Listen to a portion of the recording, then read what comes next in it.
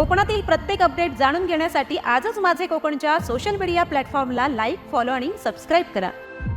दक्षिण कोकणातील प्रसिद्ध देवस्थान आणि भक्तांच्या हाकेला धावणाऱ्या श्री मार्तंडेश्वर वस्तीस्थान असलेले वेंगुर्ले तालुक्यातील 360 चाळ्यांचा अधिपती म्हणून श्रद्धा असलेली घोडेमुखाची कोंबड्यांच्या जत्रेला हजारो भाविकांची गर्दी पाहायला मिळाली। हजारो भाविक कोंबड्या घेऊन या घोडेमुखांच्या जत्रेला नवस फेडण्यासाठी आले होते।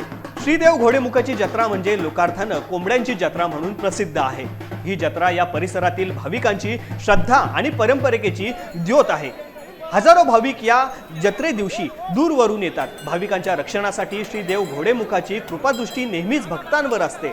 समुद्र सपाटीपासून सुमारे 800 ते 900 मीटर उंचीवरती हिरव्यागार झाडांच्या डोंगरात कुशीत बसलेले मंदिर असून उंच डोंगरांच्या माथ्यावर बसून श्रीदेव घोडेमुख साऱ्या परिसराचं रक्षण करतो अशी ग्रामस्थांची श्रद्धा आहे।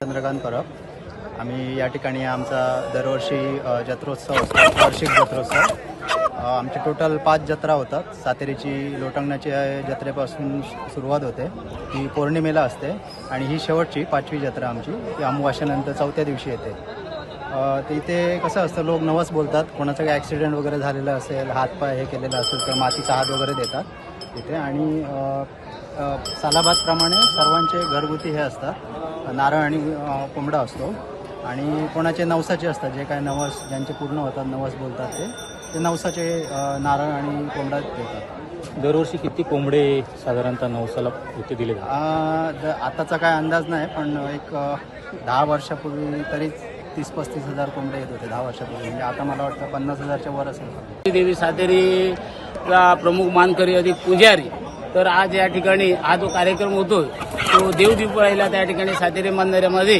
सर्वप्रथम नारळ ठेवला जातो देवीच्या समोर। त्या ठिकाणी कट कवळास म्हणून एक आमच्या रीतिरिवाजा परंपरेप्रमाणे तो कार्यक्रम असतो, त्याची त्या ठिकाणी मांजरी घातली जाते आणि जो नारळ ठेवतो त्याच्या 5व्या दिवशी हा घोडेमुखाचा उत्सव साजरा होतो। खरं म्हटलं तर हा जो घोडेमुख आहे हा शुद्ध ब्राह्मण आहे। आता आम्ही थोड्याच वेळात या ठिकाणी संपूर्ण रयत पिलगी गावकर मंडळीच्या हस्ते सर्व ते घोडेमुखाला गोडा नैवेद्य दिला जातो। गोडा नैवेद्य दिल्याच्या नंतर गावच्या वतीने एक संपूर्ण सीमेसाठी एक कोंबा दिला जातो आणि इतर हे कोंबे आहेत ते आपल्या मुलींचे म्हणा, घरचे म्हणा, भाविकांचे कोंबे दिले जातात।